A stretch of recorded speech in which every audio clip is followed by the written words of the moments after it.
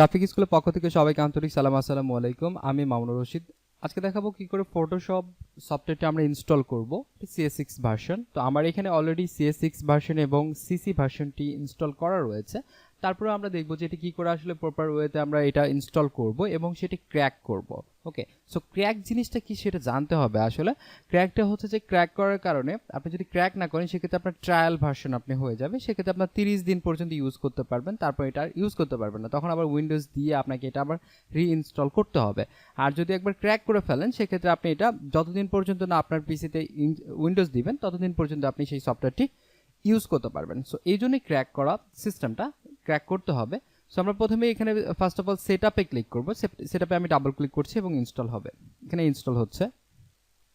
Install হয়ে এখানে complete হয়ে গেলে এরকম একটা ডায়ালগ বক্স চলে আসবে। এবার আমরা এখানে করে দিব ইনস্টল এ ট্রায়াল। ওকে, তো আমরা ইনস্টল এ ট্রায়াল যখন করে দিব তারপর ক্লিক করছি।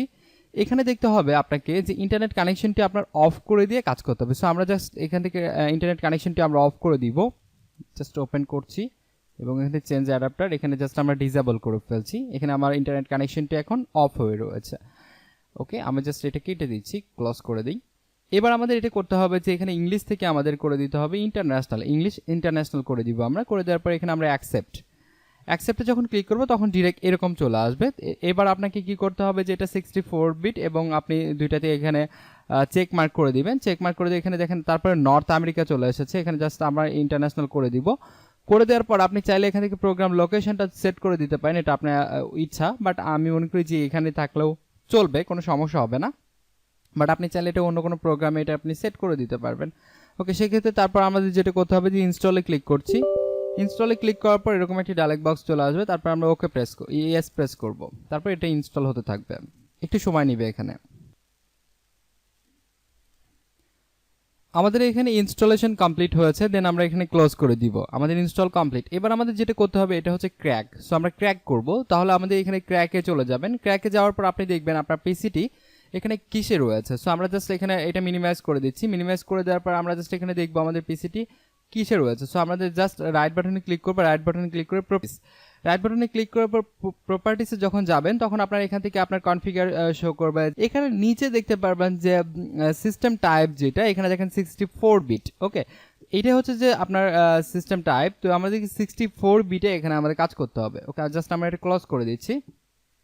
ক্লোজ করে দেওয়ার পর এখানে আমরা দেখেন 64 বিট এখানে লেখা রয়েছে। সো আমরা 64 বিটের জাস্ট এটা আমরা কপি করব। রাইট বাটনে ক্লিক, দেন কপি করার পর এটা আমরা দুইভাবে করতে পারি। আমরা যদি জাস্ট এখান থেকে যদি যাই, আমরা যাই, সাপোজ আমরা একটু আগে এইটা আমরা করলাম, দেখেন 64 বিট।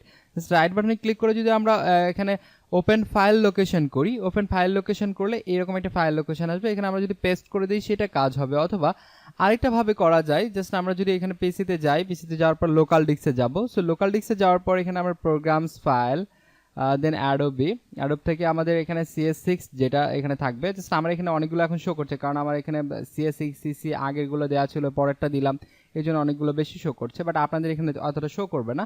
সো এখানে CS6 আমরা এখানে জাস্ট রাইট বাটনে ক্লিক করে এখানে আমরা পেস্ট করে দিব। ওকে, পেস্ট করে দিলে আমাদের এটা ক্র্যাক হয়ে যাবে।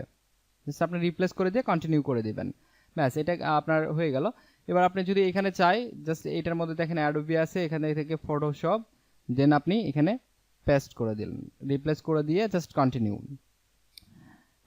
ওকে, আমাদের এবার কাজ হয়ে গিয়েছে। এবার জাস্ট আমরা যদি ফটোশপটি এবার রান করি, জাস্ট এখান থেকে আমার এটা নয়, এই ফটোশপটা যদি রান করি সেক্ষেত্রে আমাদের কোনো ট্রায়াল হবে না, ডিরেক্ট এখানে ওপেন হবে। সো আমরা দেখি কি করে এটা কাজ করে। জাস্ট এটা আগে আমার সেটআপ দেওয়া ছিল, দেখেন এরকম হলো। দেখেন আমার এখানে কোনো কিন্তু ট্রায়াল ভার্সনে কিন্তু কিছু চাচ্ছে না। সো এইভাবে আপনি জাস্ট ক্র্যাক করে নিতে পারবেন। সো নো প্রবলেম, এইভাবে জাস্ট আপনি ইউজ করতে পারবেন। সো এই ছিল এই টিউটোরিয়ালসে। সবাইকে অসংখ্য ধন্যবাদ। আসসালামু আলাইকুম।